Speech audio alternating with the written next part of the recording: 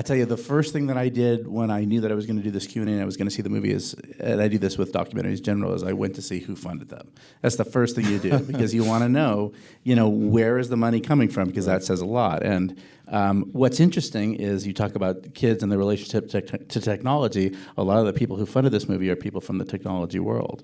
That's right. Well, the big funders was Impact Partners. It funded lots of documentaries, the Cove and things like that. So.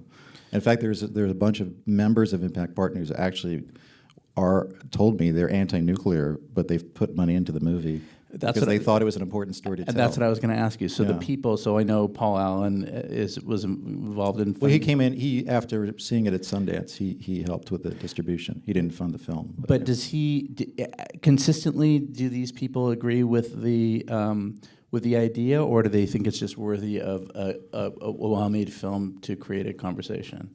I think somebody like Paul Allen thinks that this is there's a lot of people who are involved in the technology. Paul Allen, one of the founders of Microsoft. A lot of people are involved in the technical world, the technology world, and there's a bunch of people from Google who helped finance this film and stuff. They understand technology, they understand energy because they're using gobs of energy.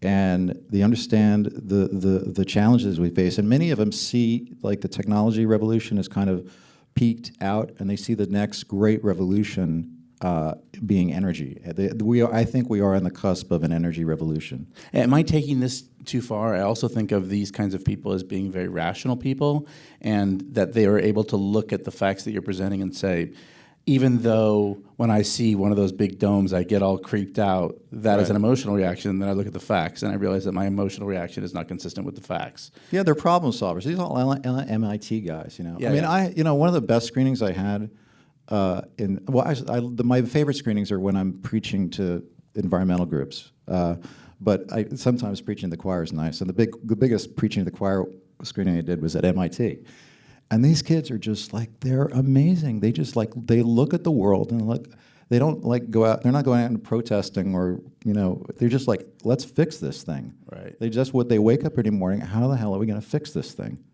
And I think there's also kind of a generational thing. They must not read the newspaper because but they're so positive. That's the thing that keeps me from wanting to think that anything can be changed every time I read the paper. We don't know how to fix things. No. They do. Right. Yeah, I hope so.